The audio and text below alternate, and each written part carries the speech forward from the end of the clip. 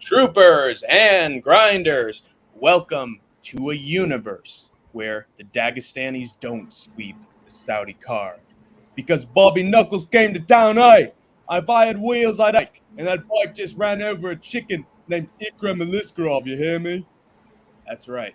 Old Bobby Knuckles saved the day, saved the show, in my opinion. And because of that, this is not a recap of the UFC Saudi show. It is a Bobby Knuckles appreciation stream for Idaho the Skatesman's hero, old Bobby Knuckles, Robert Whitaker himself, the Reaper, the greatest Skyrim player who ever lived. Yes, sir.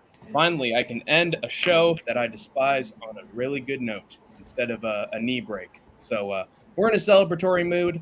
Idaho literally told me 2 minutes ago that the card was really bad, and I don't know. I think it's more mid than it is bad, and I'm going to revel in every single second of it because I've been in a very pessimistic and bad mood about the UFC for an entire month. So honestly, this is my shining light. This is my moment. I have been reborn as an MMA fan. I don't know if Idaho feels the same. I bet he is. I bet he feels the same. But I got to make sure with him. How do you feel about the show, Idaho? And is your faith restored in the UFC, my brother? No, the show is pretty bad. I mean, besides the few highlights we got. By the way, what's up, Sean? Good to see you, my friend. Sean. No, I mean, there's pretty clear reasons why the UFC product has been watered down. It's actually strategic, right? Because you don't really want another person to gain the fame and notoriety of like a Conor McGregor or Ronda Rousey. So that's true. It's been strategically watered down, and the fact that there's nearly 600 people on the roster, and the first fight we'll get into on the UFC card, actually, the Road to UFC Finals, Dana White Contender Series, and Tough is all just a sham bullshit product, because even if you lose on those shows and don't get the UFC contract immediately, you will just be signed later. Yeah. We need you on short notice. Here you go. So, yeah, it actually doesn't really matter. I did. I watched highlights of it, and we got to see Rampage Jackson hit another big slam, and then did a bunch of stomps, which totally didn't hit the other guy's guard. It was real MMA, you guys. Shuto at its finest, and not bullshit wrestling. So yeah, on the lower end, it doesn't really matter like what your record is necessarily, and they'll just kind of sign. I feel like it used to be a lot harder to get into the UFC later, earlier. But again, it's all part of why the UFC product is degraded. And we only cover the UFC and make every pick on it because that's what gets the most views. So that's what's going to help out our channel, and that's what everybody does in the MMA space. Hence why they're a monopsony, and the whole sport as a whole is being watered down. So yeah. Well, my faith in the UFC product won't be restored ever. They'll just have a few good cards here and there, and we're just all going to have to deal with it because the fighters had a chance to go to trial with the company, and they cowered out. So from that point on, I don't really care. I have no sympathy for these people. But yeah, I am happy to see when my man Bobby Knuckles gets a win, and there's a few fighters that I actually really do genuinely like, and he is one of them. So yeah. There's a really good documentary called "Fighting in the Age of Loneliness" by a channel called Secret Base that has an excellent rundown of UFC's decline, starting from I think like 2012, 2013, 2014 onwards. And it touches on the exact problems that Idaho Skatesman listed in terms of why UFC and MMA in general has had its problems, and why it won't return to the kind of format that it had before, that when it was in its prime. So if you are interested in all the different information that Idaho just told you, I would recommend visiting that channel and that documentary in particular. It's one of the finest MMA documentaries I think ever made. And it's a really good textbook in how MMA started and where it is now. Anyway, that's enough of that spiel. We had some locks, particularly Hank the Tank had some locks for both Bellator, PFLator, and LFA. My first one was sort of a no-brainer with Hassan Magomed Sharipov. I thought he'd get it done by round 2 submission, since that's how he did. He beat all his past opponents, but no. Tyler Matheson is a tough cookie, and Magomed got him down a bunch of times, beat him up a bunch, but he's tough as a $2 steak, and he would not go down. And Kassan just laid him out basically for 3 whole rounds and got the W. There was a poll in City Life Project's chat room whether or not Kassan was ready for the UFC as a prospect, and most people said yes. It was sort of a 70-20 kind of margin. So he might not be ready just yet, but he's definitely on the way. So, well, I mean, like I just touched on earlier, it's like what does it mean to be ready for the UFC? You could argue most people would be, but in terms of, and I think that the poll, would be in terms of like to be a contender, right? Yeah.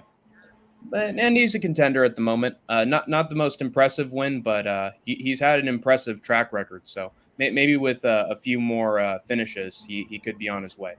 Anyway, let me stop sharing that screen and move on to another one. We had Benjamin Bennett of the LFA, who again shows that you can't predict fighters the exact same way every single time. He had first round KOs in his last 4 or 5 fights. So I just assumed he'd get the job done again.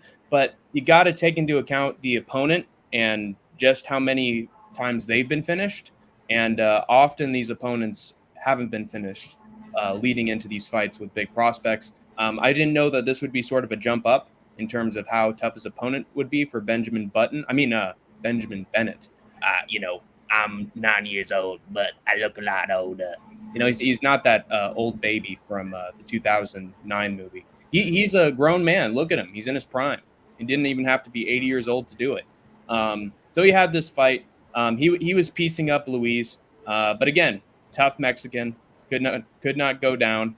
And by the 3rd round, I think he had his opportunity to finish him, and he was just sort of sensitive on the trigger, trying to just find his shots, make sure that he wasn't getting knocked out so the prospect didn't suffer a loss. And, it's smart of him, but it resulted in less entertainment value. Isha said that if I had watched it in real time, I would have been screaming at Benjamin to finish his opponent. I don't know whether that's true or not. I cannot confirm or deny, but yes, that's exactly how I would have responded to Benjamin had I seen it live. But luckily I didn't, and my lock got another win, so I don't give a damn. Honestly, it's better for me when I don't watch MMA and I just look at the results, because it's better for my mental and physical health. So you know what? We learn different things at the end of the day. So I believe you had like a clip to show us as well. Oh yes, I did.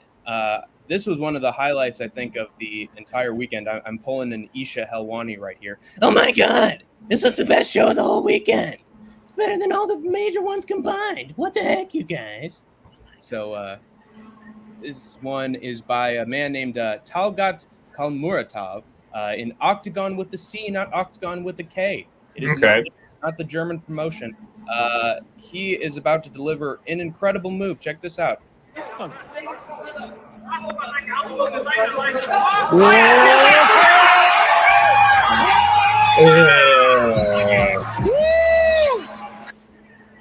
Damn. Yeah, had him doing the. That was like a bug being splattered on a windshield. Yeah, absolutely. That was bad. Yeah, he successfully completed the mannequin challenge, so good for him. And it took them like 3 minutes to get him conscious again. Ooh. Scary stuff. That's like Uriah Hall spin kick levels of, oh my God, he's not breathing. Oh my God, we need to get the mask in. Holy shit. Oh my God, Uriah Hall looks like he just aged 40 years. What the hell is going on? So, yeah, very frightening stuff, but the knockout is what people will remember, not the fact that the opponent died. Sean says better than Jorge's knee. Yeah, no, not even close. Not even close. Not as memorable. It's definitely ingrained in my mind. I think good KO though. I think I actually have trauma from watching that, but you know what? It'll resolve itself with due time. So I'm happy the finish happened. And that's why you always watch real MMA. You guys only watch real MMA. What's up, Western Mass? Good to see you. Yep. Oh, WMC, nice to see you, brother. Almost as good as TMC. Turner Classic Movies. All right. So, So thank you for that recap of the regional stuff. Quickly, just tell us what you thought of the Bellator show. I heard it was pretty bad. there were moments like one of the fights that absolutely needed to succeed was this fight that had a local Irish hero, if you will. Let me try to find it. The main event was sort of boring.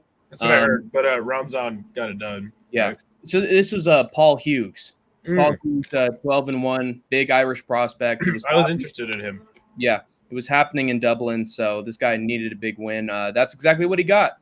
4 minutes and 50 seconds into the second round, landed a nasty punch that put him down, big elbows up against the cage, and he put out Bobby King Green. I mean, Bobby King, sorry, slip of the tongue. He put out Bobby King. That boy ain't right because he got beaten up by Paul Hughes. I'll tell you what. And then the rest of the card was sort of like a Cage Warrior show where everybody was just managing to lock up some sort of fucking submission. Nobody could get a knockout. It's not due to the new gloves. It's due to everybody being scrubs and learning submissions first. We got all sorts of submissions, actually. We got north-south choke, ninja choke, guillotine choke, don't be silly, jump the gilly, rear naked chokes, one fish, two fish, red fish, blue fish. That one's my favorite. And yeah, it was submissions galore. So if you're into that shit and you're Darth Mikey eating some pizza in the corner, watching the fight, good for you. You enjoyed this card. Oh, hey, what's up, Amberly? Drive home safe. Thank you for being here. Nice to see you, Amberly. Keep in touch. Don't be a stranger. So there were a lot of submissions and only one knockout, but it came from the Irish prospect, so that's sort of what you want to see. So maybe it'll be a success long term for the Bellator. But the main event, I think, disappointed people. Jason Jackson did not smoke Kuramagomedov like a Rasta. Instead, he got smoked himself. He was sort of like a cigarette that he just put out in the ashtray, just over and over and over again until there was nothing left. And Kuramagomedov beat his ass pretty much and kept him down, just outclassed him and actually had better striking than Jason Jackson. So another surprising upset at light heavyweight. Will the belt ever stay on one guy for more than one defense? Do we need Alex Pereira in Bellator to save? I thought that was a welterweight. I thought that Jason Jackson was a welterweight. Oh, it is. Never mind. Do we need a George St. Pierre to come back in order to restore honor to the Bellator welterweight championship? All right, I'm coming back. That's how he'd go.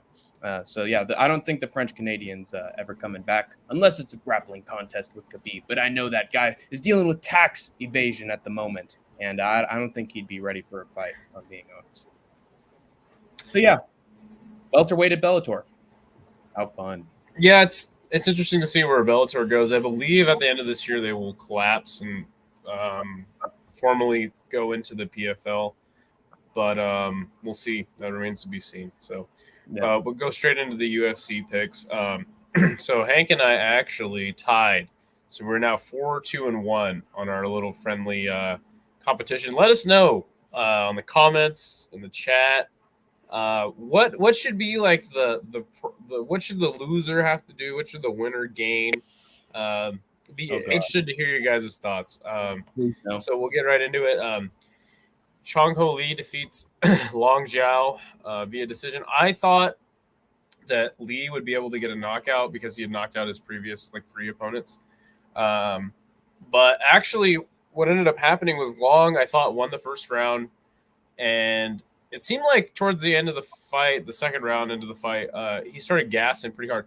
And to be fair, the pace was really crazy in this fight, as you would expect from a bantamweight contest. And I think both guys are pretty gassed, though. They put on a hell of a pace on each other, and Long just kind of had the better striking and was able to escape the grappling exchanges, good. And, just seemed to overall win the decision. What were your thoughts on the fight? I just thought it was a lot of going back and forth, different exchanges. One guy got the other guy down. He got up. and then he turned it around, and he tried to do the takedown, and he got it, and then the other guy got up.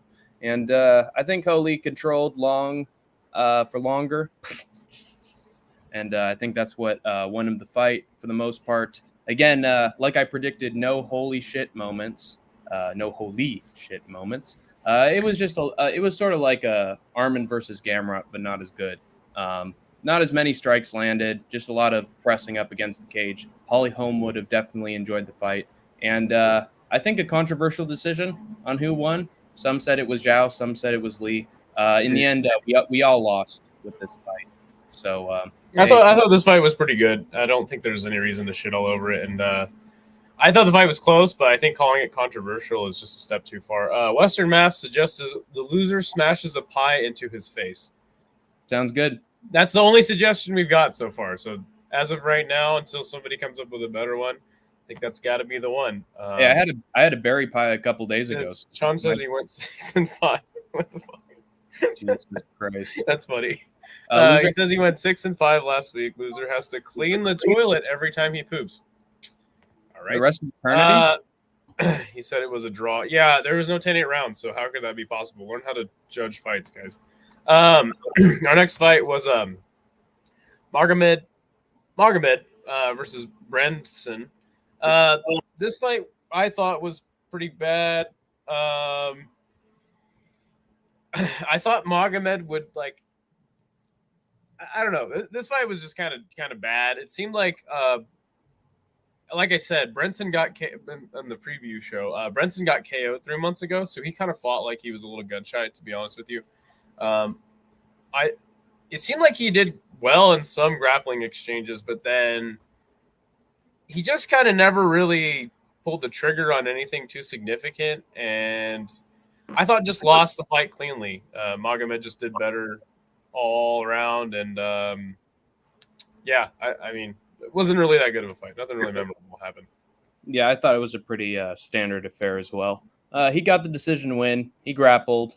Brenson couldn't find his moments, couldn't find his shots, and Godzi took over, got him down in key moments, and he won himself the fight.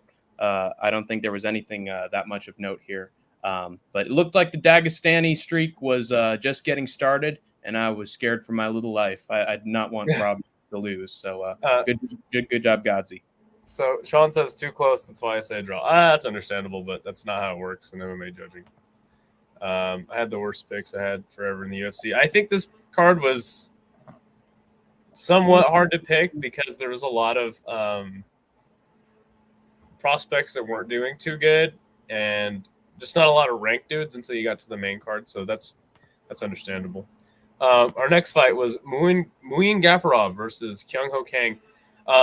Some people thought this would be a split decision or something like that. I thought I saw the fight pretty cleanly for Muin Gafarov. The only trouble I really see with him in the future is he just throws these wild hooks at times. And he seemed to actually be getting through on Kyung Ho Kang, but he did land a nice spinning wheel kick at the very end of the fight, and it totally rocked Kang, and I thought he would be able to put him out in the last few seconds, but overall gets me my first perfect pick on the decision. Moving forward, I don't know about Muin's future. He seems promising at the moment, but I think once he gets into the higher level, he'll start to run into some problems. And as for Kang, I don't know what he's doing at this point. I think he's been with the UFC more than 10 years, and I don't know, man. Seems like it'll be time for him to hang it up here soon, but he did fight well, though, all things considered. But yeah, just got outworked by the younger guy, and that's how it goes in MMA.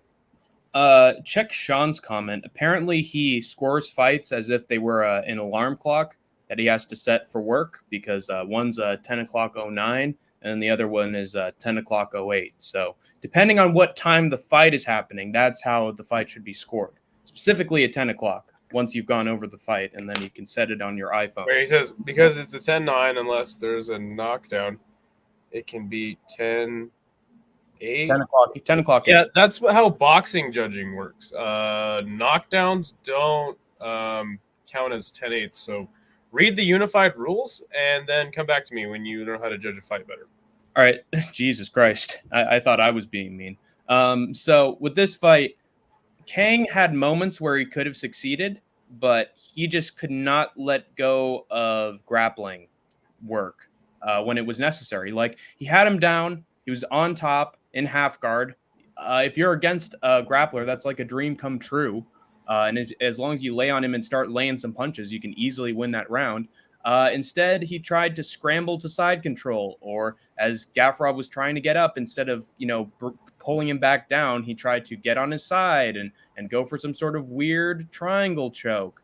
I thought he had some sort of weird like arm submission at one point, and I said to myself, I go, that doesn't work in the UFC. That only works in Japan. Yeah, it does not work anywhere. I wish it didn't work anywhere. So he just tried to stay on him like he was a fucking fly trap, and it did not work at all. And eventually Gafarov is the more skilled and experienced grappler of the two, so of course he got him down, you stupid fuck. You did not look like Mr. Perfect there. You looked pretty imperfect to me. You looked pretty flawed to me. So cost me my pick. If he'd have just kept him down and hit him with a few little shots here and there, he probably could have won this fight. Instead, he decided to be an idiot and try to latch up a sub on the grappler. So great job, Drew Dober. With Gafarov, I don't think his striking's too bad. I mean, it's always nice to see a Dagestani hit a flying wheel kick every once in a while. They're trying to be cool for us, you guys. They're trying to be a star too. And, he got that head kick on Kang at the very end. So, hey, there's the one highlight we can put on the reel for you. So, he did his job and he got the win. But that's definitely going to cost him in the future. I wouldn't do it too much. Yeah. Stick with the roots. One thing about Muin Gafarov that goes into the commentary is he has this weird, like, back hair thing going on. And the commentary was, like, commenting on it. I thought the commentary on this card was extremely bad. Why would you put Michael Bisping, DC, and fucking John Anik together? It seemed like John Anik had to babysit both of them the entire night and keep the show on track. Well, actually, I do want to mention one thing. I actually have an opposite view of that commentary for this fight in particular. As soon as Michael Bisping started mentioning the back hair, they just went full back hair, just diatribe, debate, discussion for like the next 2 minutes. Well, that's what I'm saying, though. It's like, dude, like, and then John Anik's got to go, okay, well, let's get back to the action. That's not exactly yeah. But yeah, it's like, dude, these fucking guys, dude, they don't I thought Michael Bisping had one good moment in which he was roasting Kelvin Gastelum. Mm-hmm. But other than that, I thought the commentary was bad. I'd like to just take a piece of wax and just rip that hair right off. Sean says, if I knock a guy down and keep him from doing anything, I'd say it's a 10-8. Look at Penn versus Fitch, round 3. Fitch 10-8 for the ground and pound. All right, dude. Well, you're just proving to me that you just don't know how to judge a fight under the unified rules. Not saying I do or even that the judges do, but look up what a 10-8 is supposed to mean and just I don't know. You always do this, dude. I tell you that your point is invalid, and then you just keep giving me reasons why I should believe that more and more. It really says Michael Bisping has been very bitchy lately. I've been around Anthony too long. What's up, Tyrone? Good to see you, man. Glad you're back. Like Badr Hari. Yeah, he has that weird.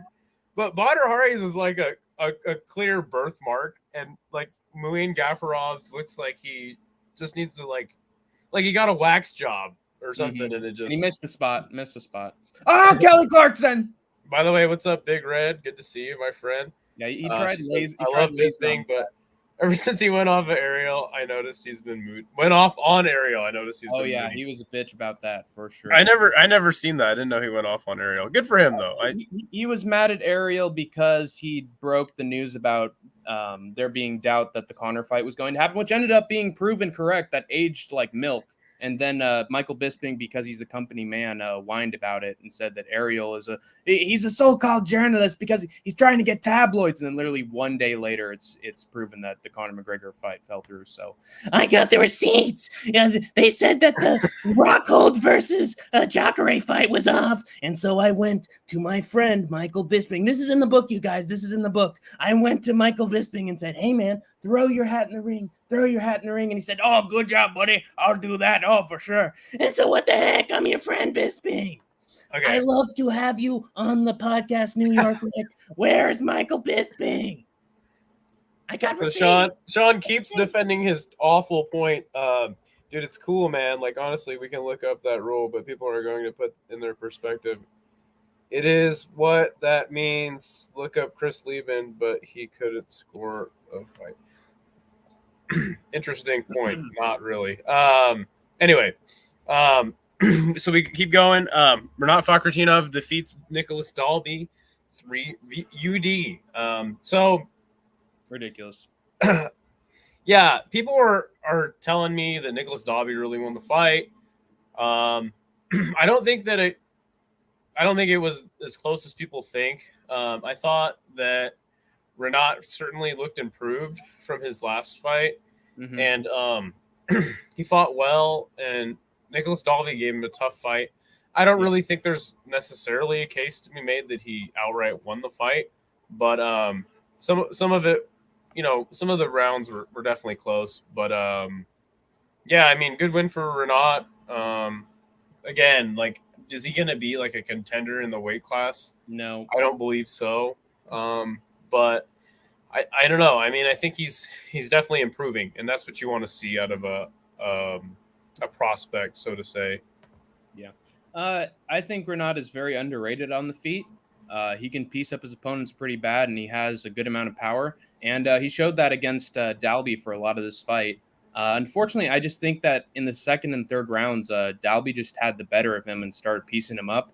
And even when he got taken down, Dalby managed to get up for most of them. And I think the arguable round is the third round. I think it was pretty even and back and forth. I think you could argue either way. But I do think that Dalby just had a little better striking in the third round. And so I can definitely understand a judge giving it to Dalby. What I don't understand is that it was a complete unanimous decision and that there wasn't one judge who saw it going Dalby's way. That's my main problem. I mean, that doesn't make, like, again, I don't understand why people think, like, unanimous decisions should have been split decision wins. Like, one judge should have at least saw it. I think it's a very casual approach to take because at the end of the day, it's all you have to do is win 2 rounds. So as long as 3 judges saw him winning at least 2 rounds, and you even argued, you kind of just destroyed your own argument there. It's like, oh, he won the 3rd round. It's like, that doesn't mean he wins a split decision. He clearly won the second. So okay, so now I clearly won 2 rounds. Yes. Okay. I mean, it's obviously a close fight, but if you just look at the striking numbers and you see who seems to be getting the better of the shots, it looks like Dalby won that. Yeah, and I also don't think that when you get taken down and you're like breathing super hard, though I know no damage or anything is being taken place. Like, and obviously during the fight he was hyperventilating a lot. Mm-hmm. I just don't know if that's a good look. So and I'm not making the case that hyperventilating means that you're losing the fight, but it's just not the greatest look. Yeah. So, I mean, that's a shame. It is what it is. We move on to Muhammad Naimov being defeated by Felipe Lima by a submission in the 3rd round. I picked Naimov to win, obviously. Didn't know much about Lima. He was on a 12-fight win streak coming into this fight. Now he's at 13. And I can totally see why. I definitely overlooked this guy. Should have done more research on him. Just the speed alone gave Naimov a lot of problems. And this kid can fight from either stance. He's got incredible angles, and he's well-rounded. So this is a case of, like, a newer fight. I believe he was the Octagon champ before he came and took this fight on short notice. And I see why they let him go over to the UFC, because holy shit, is this kid skilled. And he gets the submission. I was not expecting him to – I thought the fight would go to decision just from the way that the fight was going.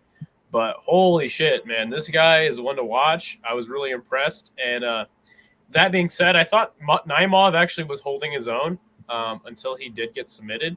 But he was clearly losing the entire fight. Mm-hmm. I wouldn't say the entire fight. I think Naimov just barely edged that 2nd round to make it 1-1. It was enough that the coaches had to motivate Lima in the corner and give him some Leon Rocky Edwards-esque motivation. Do it for your mum is what they said. And Lima made good on that promise and immediately just pushed forward on Muhammad Naimov, enough that he caught Naimov slipping and probably doing what he does best and trying to escape a submission attempt by climbing up the cage, grabbing the cage with his little fingers. Unfortunately, he didn't get the chance to do that because Lima immediately got the backpack, yeah, like Charles Oliveira standing backpack on Muhammad Naimov, and he locked in that submission really quick. Like in 1 second, he had that thing hooked. And I think he has a really good arm length for rear naked chokes too, because he immediately just had the arm right here, like really close to the side of the head, and just pinched it super tight. Yeah, he locked it up quick. Some guys need like to get their entire mass around the neck to get the rear naked choke. Amora.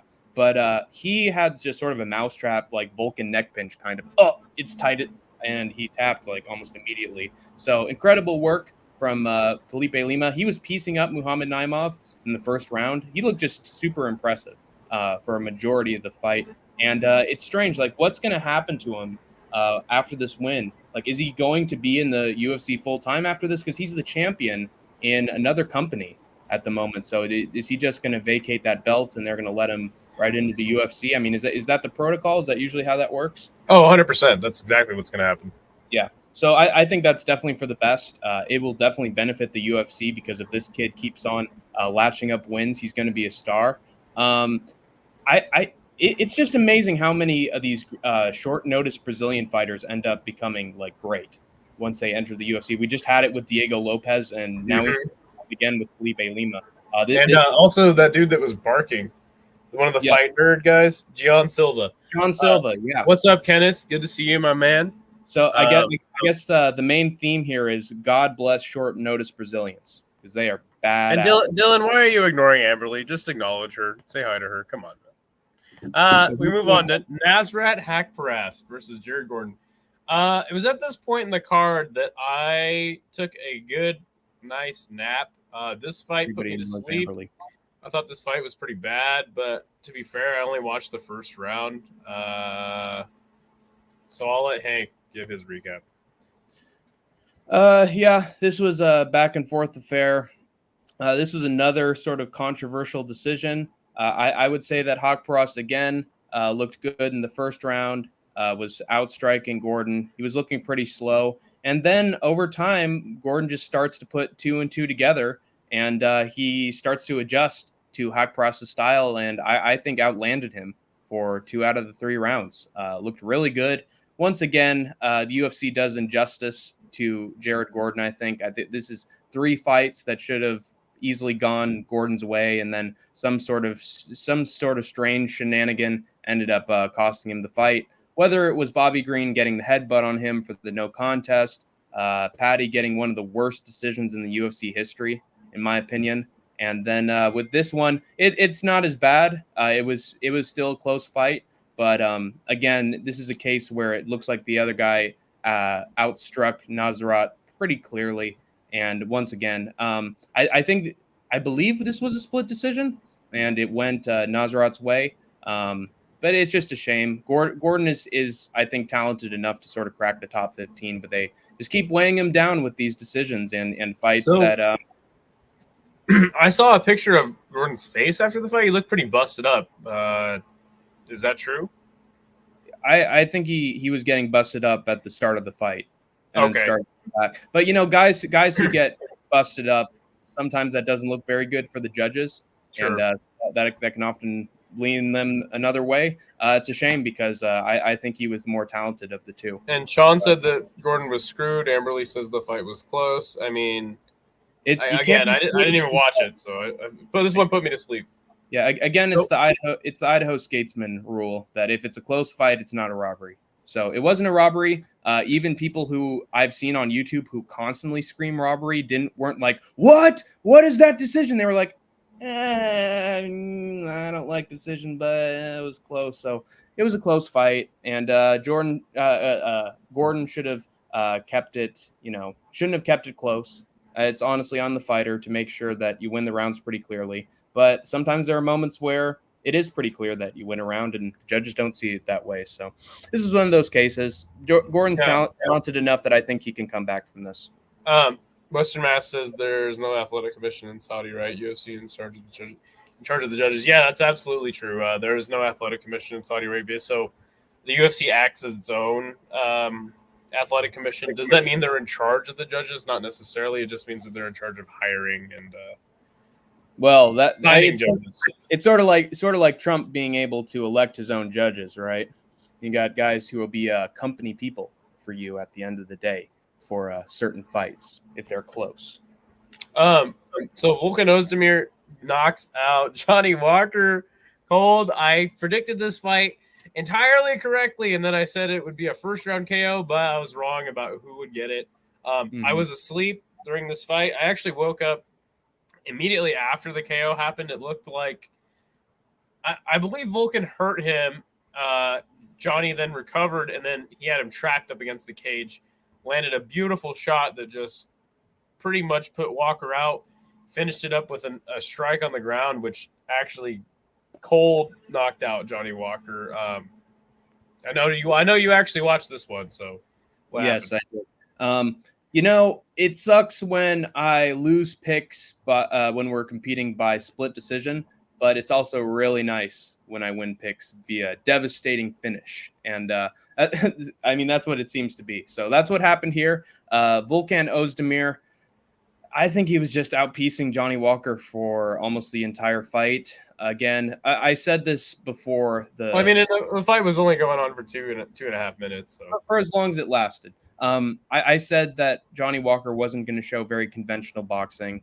He was going to try to find his unique strikes here and there and catch Volkan with something. But I think Johnny is just getting less and less skilled at doing that at this point, especially with a higher and higher level of competition. And Volkan just had better timing with his punches. And especially when Walker was up against the cage, he was just finding his shots everywhere, including nasty right hook while Walker was up against the cage. And hilariously, Johnny Walker fell flat on his back, and then he lifted his head up like, oh, what's going on? Bam! Uppercut that laid him fucking stiff. And Walker gets put out like a rag doll once again. And I feel bad for Walker because he's a very entertaining fighter, and I honestly probably wanted him to be the one who won of the two of these guys. But goddamn, if it's not entertaining seeing Johnny Walker get. Oh yeah, no, and that's the whole thing is like he needs to be. The UFC loves this guy and he needs to be in the UFC because he's such a good nail. He's a good hammer when he's the hammer, but he's an even better nail. Like he just gets viciously KO'd, and it's just so fun. Yeah. In wrestling terms, he's the ultimate job guy who jobs. Yeah, he's the ultimate jobber. Yeah. Which is a shame because I do think there is still potential in Walker, but he's just too unconventional, I think, to find his way to the top.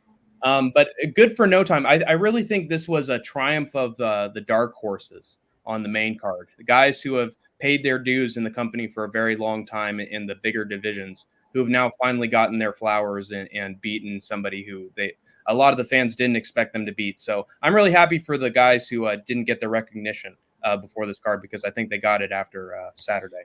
Yeah, and I definitely thought Volkan would just get chinned by Johnny Walker, and good for him, man, because he went on a bad slide there, losing to Yuri.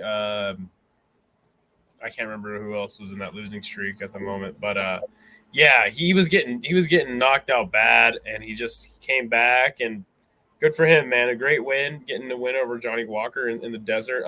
What do you think should be next for Volkan? Let me think about that. Light heavyweight rankings. Jesus Christ, that's a nightmare, isn't it? Let me take a quick look at their rankings, actually. Because I know I wanted to be a guy who's in the rankings because he deserves a good matchup after this. Looked absolutely beautiful, highlight worthy. If you see a guy who gets a big highlight, you should definitely think about their next opponent really quickly to keep that momentum. Let's see. I think you could have a fight between him and Blachowicz. That'd be an interesting one. He hasn't. Yeah, Blachowicz only coming off a decision loss. I think that makes sense. Where's Nikita Krylov at? I guess they just fought in 2022, so that wouldn't make much sense. Yeah, he's there at number 6 as well. That would make a decent fight. But I'd love to see two plotty power punchers going at it and see. Yeah, it depends on what direction you want to go with him. If you want to build a prospect off of him, or if you want to get him an actual fight that'll move him up in the rankings. I don't even know what's going on with Jan Blachowicz at this point either. Yeah. But yeah, what do you think about Walker? Sean's idea of Walker going up to heavyweight to fight Almeida.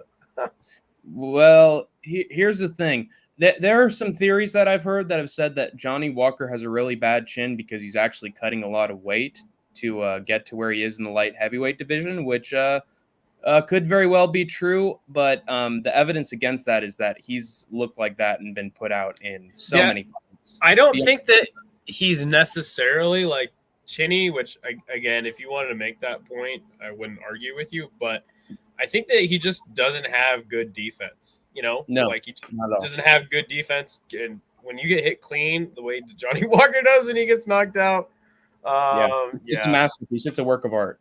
Everybody says, "Oh, go ahead." He could have a better chin if he goes up to heavyweight. It's not unproven, and honestly, I don't think there's a lot for him anymore at light heavyweight. So I think it's worth a shot. But do you think he'd be the guy to put out Almeida? I honestly think he could. Like if he has Almeida has him in a dumb position and he won't let go of the submission attempt like Paul Craig, and he just like elbow and puts again. Him right I don't think this is a death sentence for Johnny Walker. Like, dude, he's fun. Like, win or lose or draw, he's fucking always fun. So fuck it, just let him keep going. Let him fight whoever. Amberly says, well, making my picks was pretty obvious. In some cases, the UFC was going to try to get Muslims to win for Saudi Arabia, obviously, but I still made bad picks. Yeah, I mean, it's certainly, you wouldn't be like super wrong in thinking that, but yeah, I went with the Muslim parlay for most of the card, but yeah, it didn't turn out happening for most of the fights. No chill. By the way, what's up, bro? Says Ikram and Walker went to sleep. Other than that, I went to sleep. Yeah, and this is the fight that woke me up. I heard the KO happen, and then I was like, "Oh shit, something's going on." So yeah, I totally feel that. Western Mass says Blachowicz is injured. I'm not sure.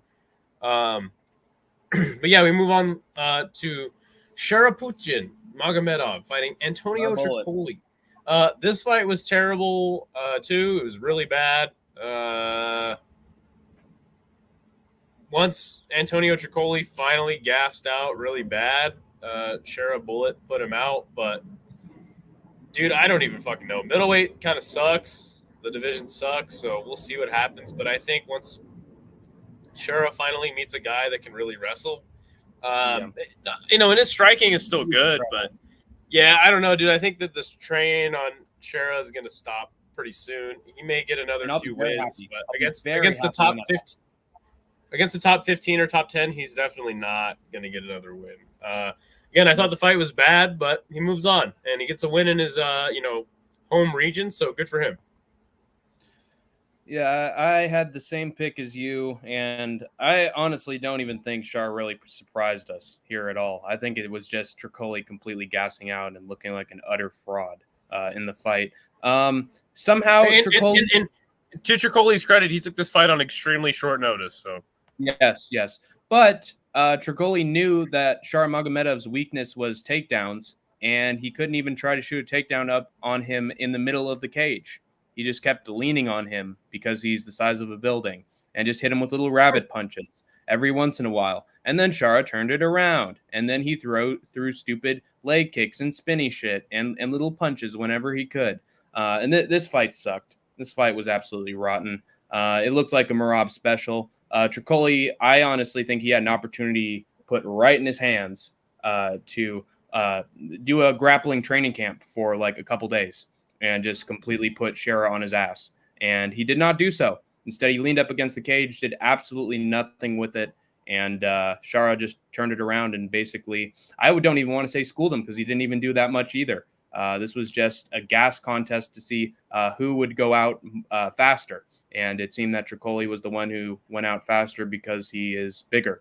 And so Shara just did a bunch of tiny little rabbit punches, little TKO, standing TKO, the least impressive knockout I've seen in quite a while. So I can't wait for Bo Nickel. If they give Bo Nickel the fight against Sharamagomedov, I can't wait for Bo Nickel to fucking crush this piece of shit.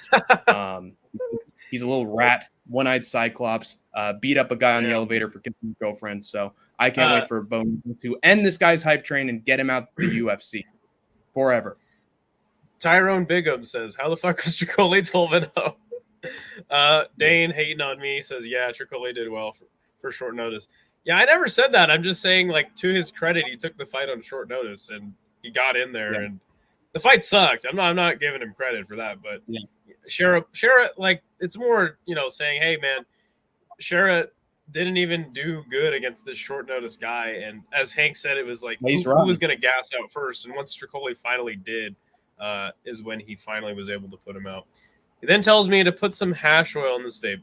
Yeah, smoking weed's not for me, my friend. I would love. What do you want to see next for Sharamagomedov? What do you want to see next for for the bullet or just bullet? Yeah, for the creepy one-eyed pirate. I'd put him up against. I don't want to be a pirate. I want him up against Bo Nickel. I want him against Bo Nickel. Just that it can be an absolute burial of Sharamagomedov, and he can put over the bigger star. Pretty much everybody who has a brain and as well as a good set of eyeballs, which, Shara doesn't have, so he obviously can't see it himself. Shara is rotten on the ground and honestly not that impressive in the striking. He's fast, but that's about it. And speed wears out over time. And I think that if Bo Nickel actually got his fight against Shara, that would be a star-making performance, because a lot of these moron fans just think anybody who's from Dagestan is the greatest fighter on the planet. And so if Bo Nickel took down Sharamagomedov and submitted him, that would only add to Bo Nickel's star power as a Dagestani killer. So just put that fight together, put Bo over, and get this creep out of the UFC. That's my opinion. I don't know if they'll do that because they won't. They won't. They absolutely won't. They won't. I think they're trying to raise both of their stocks, but No Chill says he wants Shara versus Kopylov. Not a bad fight. I think Kopylov is fight I would like to see is Bruno Ferreira versus Sharamagomedov. Ooh, he would brutalize him. I'd love to see that. Bruno. Would be a good fight, I think. That'd be fun. That's a good one. Underrated matchup. Let's keep that in our little e-brains when that comes around. The next fight was Kelvin Gastelum versus Daniel Rodriguez. This fight was good, not great. You can't really say it was a bad fight when you go at it the way these two did, but it was basically just a boxing match the entire time. And Kelvin just was the faster guy, put on the pace on Daniel Rodriguez. I thought Rodriguez would get the win. I probably gave him a little bit too much credit. Just him being the bigger guy and all of that. I think the more interesting thing that happened in the fight was when Michael Bisping was just straight roasting Kelvin Gastelum the entire fight. And then Kelvin gets the win, and he basically just begs for his job. I thought that was pretty Mitch Bade, as we say on the streets that I know nothing of. But yeah, it was pretty pathetic. But hey, you know what, Kelvin? He's still a decent middleweight. Or sorry, he's not a hype train. As much as he wants to pretend that he is, as much as he wants to convince you that he is not the 28-year-old hype train that he was. Yeah, I mean, he's still a decent fighter, and I would still like to see him in the UFC. But at the same time, I don't know. What were your thoughts on the fight? I think that Kelvin used every single one of his extra pounds to his advantage in this fight. And when he needed to, he took D-Rod down to the ground and beat him up. And then on the feet, I think it was a pretty tense back and forth. There were times that Rodriguez sort of rocked Gastelum. But Gastelum has a granite chin, and he took it. And again, those extra pounds definitely help with chin ability. And so this was a tough scrap back and forth. I mean, it was exciting while it lasted on the feet. It was a fun, little back and forth war. It wasn't exactly like, oh my God, fireworks, so exciting. But these two, they swung and banged. And Yeah. it was fun. But Yeah, I was angry at Gastelum that he just missed weight by that much and made this a catch weight. And it's the first time I've ever felt bad for D-Rod, which now makes me sort of hate Gastelum, to be honest. And again, the post-fight interview was just pathetic. You're not a little kid anymore. You're a grown-ass, aging, fat man. So why don't you lose some weight? Let your coaches in your camp whisper in your ear every once in a while. Let your good conscious Jiminy Cricket convince you to lower the pounds a little bit and get the fuck out of the fridge and just fight at middleweight. You're better at middleweight. You got schooled by Sean Brady at welterweight. What the fuck are you doing going down in a weight division? Stay at middleweight and beat the best of the top 15. You're getting better. Why the hell are you doing that right after a dominant win over Chris Curtis? What the fuck? So I don't really like Gastelum at this point. I hope he gets slept. Yeah, I don't think anyone really does. But he fought well, and you broke down the fight well in your prediction. You said that the grappling would be the difference, which is totally true because the fight was. I mean, I thought Calvin was winning most of the striking, but it was somewhat even. And then towards it, after the 2.5 minute mark, Calvin started implementing some wrestling in the second and third round. So good for him. Yeah. He fought a really good game plan, but yeah, I don't think anyone's really super hyped on Mr. Kelvin Gastelum at this point. It's nice to have the whole family in here. Great to see Isha and the whole gang. What's up, Andrew? Good to see you, man. Good to see you, Andrew B. So we move on to Alexander Volkov defeating Sergey Pavlovich. I thought Pavlovich would get the KO. Did not happen. He never was able to cut off the cage. Volkov fought amazing, had an amazing game plan, stuck to it. And I think their previous sparring session, which was mentioned by both fighters, probably had a lot to do with the game plan for Volkov. Isha of the City Life says that he was happy for Volkov. Me too, dude. I love Volkov. I think he's a great fighter, and I love seeing him do his thing out there. Though it's not always like ending in a knockout. I thought that he fought great, and it was basically just a kickbox. The kickboxer versus the boxer, and nobody seemed to tell Pavlovich, "Hey, man, you can kick and you can wrestle this guy." Never happened. Yeah. And again, Volkov just by the end of the fight, he fucking made Pavlovich look like a can of tomato paste had been splattered all over him. Mm-hmm. Modern art Jackson Pollock masterpiece is what he looked at like by the end of the fight. I'm very happy for Pavlovich. I think I said in my prediction that on paper, Alexander Volkov would be Sergey's toughest matchup because he was tall. He was lanky. He's able to stay at range and hit you with big, body kicks and leg kicks from far away. And it ended up being that way, except I think, honestly, Volkov almost looked a little bit like Jones in that he just had such a long reach and was just so good defensively. He would tuck himself up and move his shoulder, sort of like Kevin Holland, to make sure that whenever Sergey struck him, it was hitting his shoulder, not hitting his head. I think this was just brilliant from Alexander Volkov. If you saw his Tai Tuivasa fight, this guy has a really good fight IQ, really good timing with this stuff, and he uses his better physical attributes to his advantage 100% of the time in his fights. He has greatly improved since the Derek Lewis fight. I think that was my biggest mistake in picking in this fight because, I just thought of the Lewis fight and I was like, oh yeah. So another small power puncher is going to be able to connect with the chin eventually. And I was super wrong because Alexander Volkov has improved immensely since that Lewis fight. And it shows. He just had a perfect game plan going into this fight. And I honestly think he tricked us a little bit when he said, oh yeah, I was getting pieced up by Sergey Pavlovich in the gym. Oh, I was feeling rocked when he hit me. I think he was to make sure the odds makers were making Pavlovich as big a favorite as possible so that he could cash in on that shit by beating him by a decision. But Volkov looked fantastic. He looked like the dark horse everybody made him out to be at heavyweight. And I honestly think that Sergey just sort of looked like a more muscly Tai Tuivasa, only dependent on his striking game. He didn't even throw a leg kick, so I can say he's even worse than Tai Tuivasa. All he cares about is finding the headhunter. Worked for him before. If it ain't broke, don't fix it. Now it's fucking broke. It is, the bank is broke, and so he is in a world of hurt if they give him another opponent like Alexander Volkov. It would be sad. It'd honestly be like watching the downfall of Tony Ferguson, because this guy is petty as shit, like we've seen. Yeah, that push after the fight was really unexpected.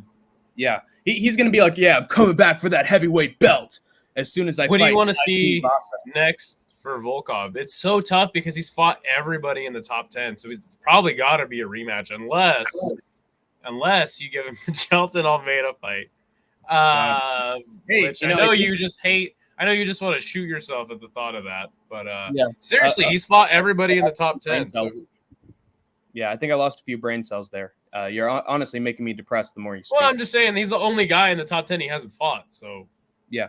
Well, and Amberly says title shot. That would be awesome, but that's not going to happen. They're not going to give him the title shot. Crazy if you think that John Jones is going to give him a title fight. The only person that I think really I would like to see him fight, which I know this person won't take the fight, is Cyril Gane. I think that would be a really interesting matchup, and I don't think that they fought.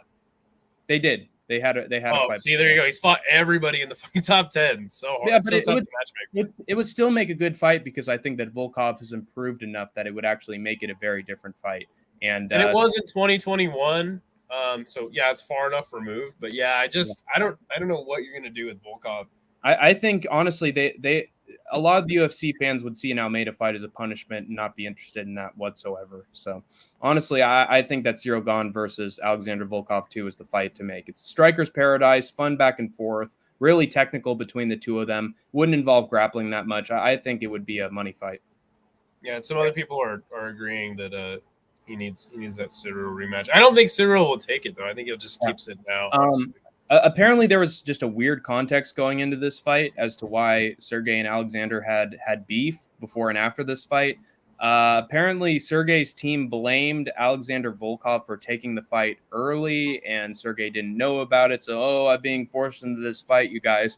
But if you pay attention to the way that Dana and Hunter book their fights 24/7, they make the fights and none of the fighters know about it. And then they say, hey, are you going to take the fight? Oh, yeah, I'll take the fight. I'll take that fight. So once again, just like Poirier versus Benoit Saint Denis, they made the fight and neither team knew about it. So it's just absolute bullshit and petty moron behavior from Sergey's team that heightened the heat of this fight. It made for some interesting drama beforehand, but honestly, I'm not liking the behavior of Sergey Pavlovich at the moment. He's looking like a sore loser at the moment. So I don't think that mindset is going to help him at all unless they start feeding him some heavyweight cans in the... Yeah, I mean, even though he got lost, I mean, what do you want to see for next for Pavlovich? Oh, Jesus. I don't even know, man. Let me look through the rankings. Hey, you could have him fight Jelton Almeida. Wouldn't that be a lot of fun? A plotty power against the big heavyweight. It's just a guy coming off of a recent win versus a recent loss. I don't really like that. Yeah, he'll end up having a Tai Tuivasa downfall. You're here to see it, folks. Grab your popcorn. Again, it depends on like what you can have against Marcin Tybura. Depends on what you want to see him do. He has had 2 losses in a row, so maybe you give him Cortez Acosta. I honestly think that anything below the top 15 is just bad fight. I would agree with you. I'd say he still has a lot of value. So I wish they could put him against Stipe Miocic and have him flatline Stipe and get him the hell out of the UFC. But they're never going to do that. So I'd have him. Fuck it. Let's do Jelton. Let's do Pavlovich versus Jelton. You should fucking agree. So I go on to the main event. Robert Whittaker defeats Ikram Askarov via KO in round motherfucking 1. Oh my gosh. Woo! Let's go. Oh my gosh, dude. Holy shit. Dude. The most damage that Robert Whittaker took in this fight was when he pounded his chest a bunch of times before the fight started. Other than that, and I did say this in the preview, Ikram was not going to do well. There was a chance that he wouldn't do well because of having to cut weight twice in a short amount of time. And I don't know, man. There wasn't really much to analyze from this fight because it happened so quick. And this is Robert Whittaker's first knockout since 2017. Gosh, he just looked so laser focused and amazing, and it just looked like a total complete mismatch. Though I thought that Ikram was still a very dangerous opponent for Robert Whittaker. As you can see, Idaho and I were almost carbon copies of each other going into the last couple of fights on this card. It was by the co-main event that we realized that we had tied. And I think that was a celebratory moment because both of us do, well, one of us does our research, but Idaho has really good foresight and a good killer instinct. And so both of us have our attributes, and that's why we are the Skate Tank MMA podcast. And we are great predictors, and we great minds think alike. It's born to do this podcast together. Anyway, Bobby Knuckles, man. This is a profile pic of him in like 2016, 2017, beating his chest.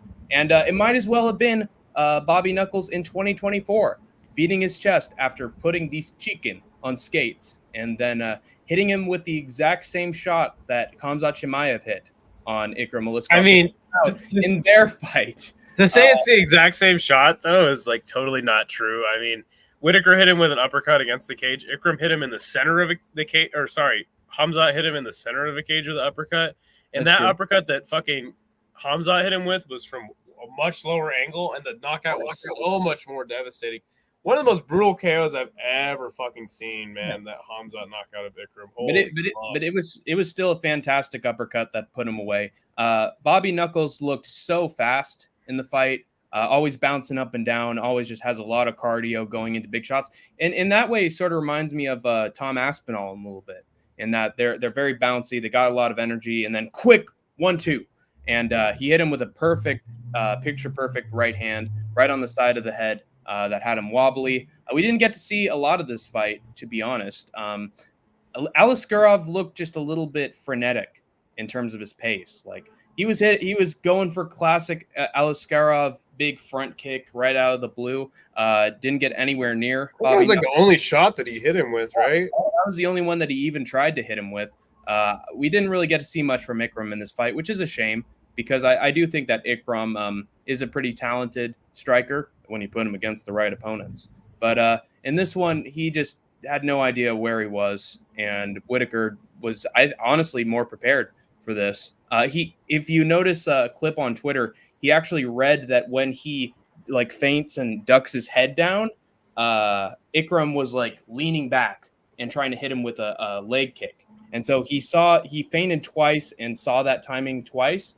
And then when he did it the third time, he was ready, and then boom, came in with the right hand and perfectly timed Ikram's response to his feint. And that's what I think put Ikram away. I think he was in trouble no matter what happened against the cage because he was just fully wobbled. Like he was wobbled for a full 5 seconds. I honestly think he was done no matter what. Yeah, he's doing the chicken dance. Yeah. And you know the Dagestanis love their chickens. So Ikram is a fresh piece of meat. Meat's back on the menu, boys.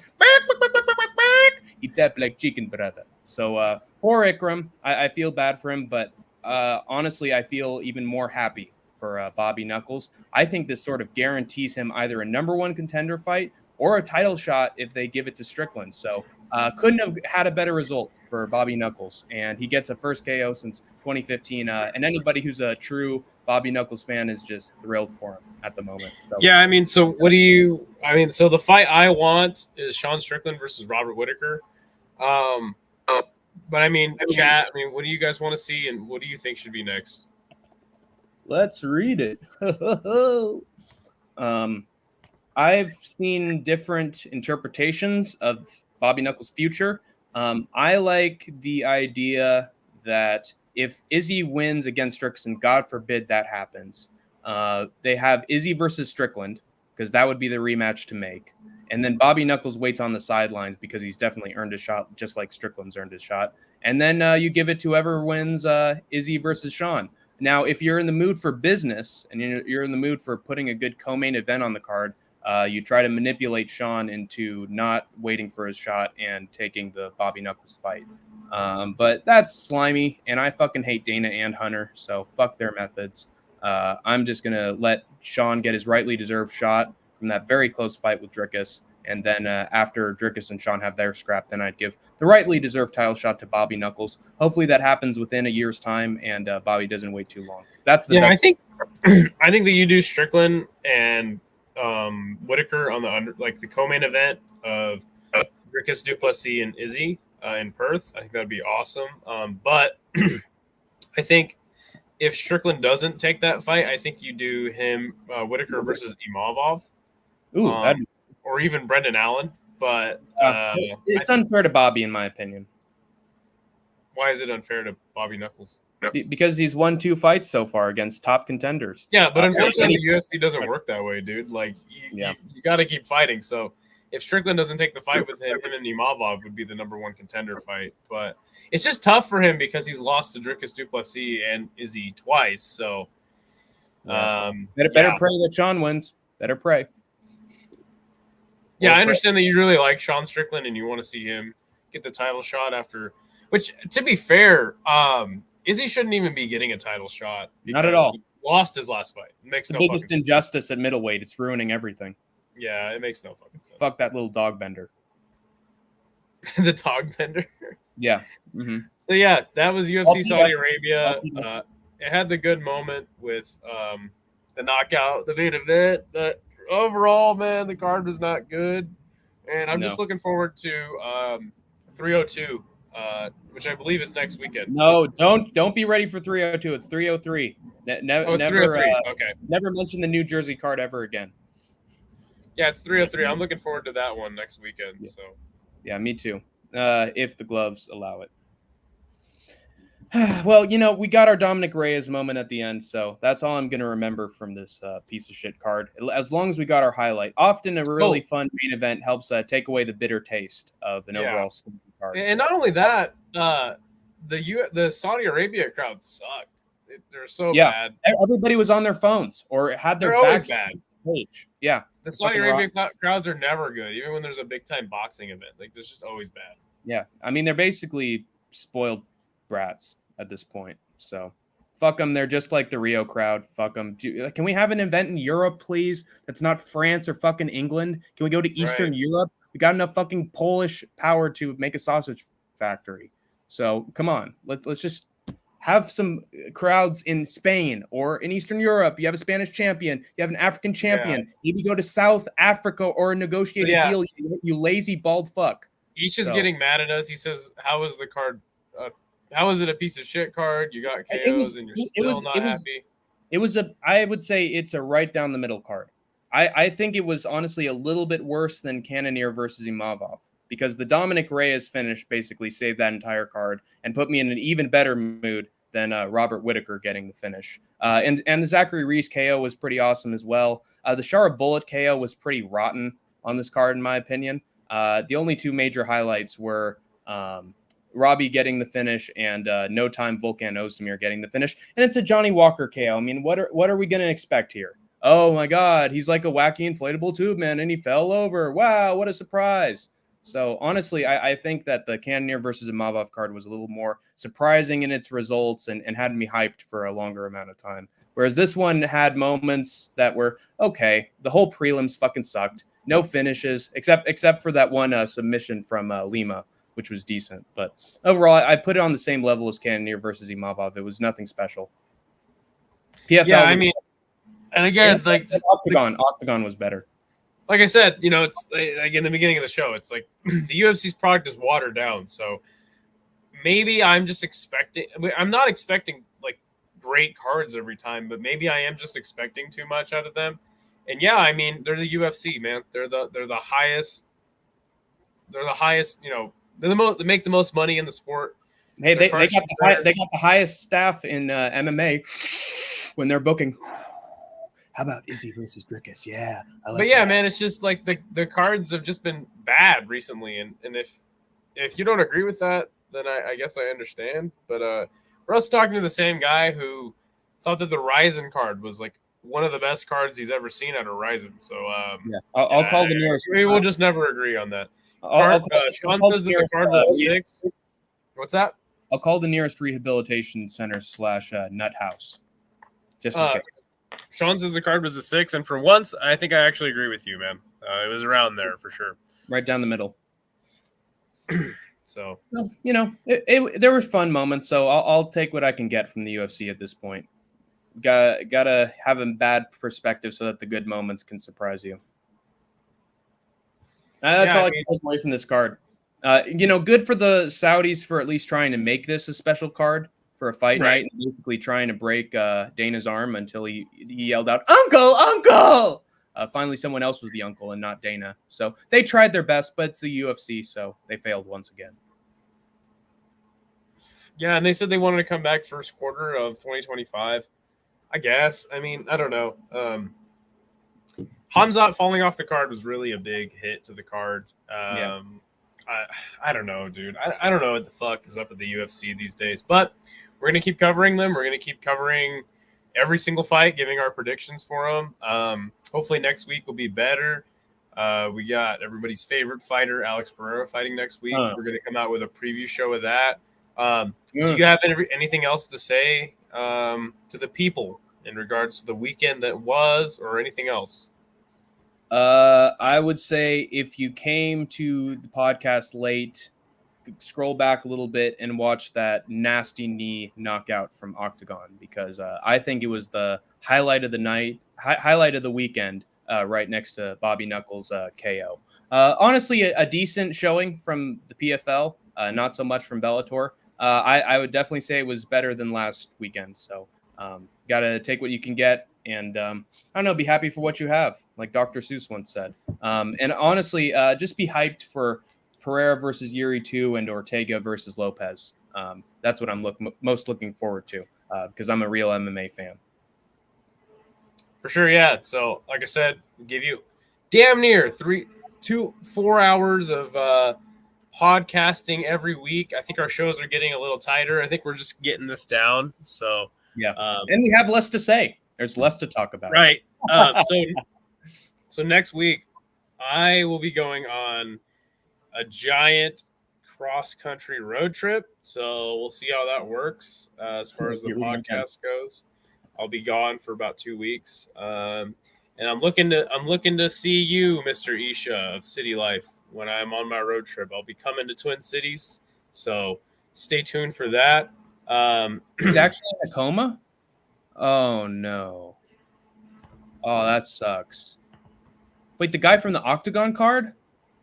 Jesus Christ. Way to end it on a fucking downer, Isha. Oh, he's okay. These things happen in MMA. You literally said he was in a coma. What the fuck is wrong with you? Okay. Anyway, we're going to end this before it gets too out of control. All right. We're out of here. Coma. Don't type in a coma when you're mentioning a fighter. What the hell, dude? Comma. Oh, okay. It's not.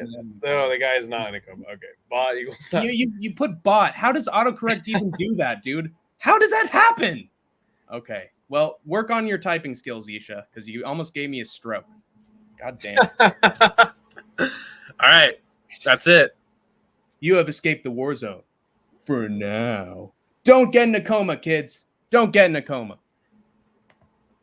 Idaho would know that feeling.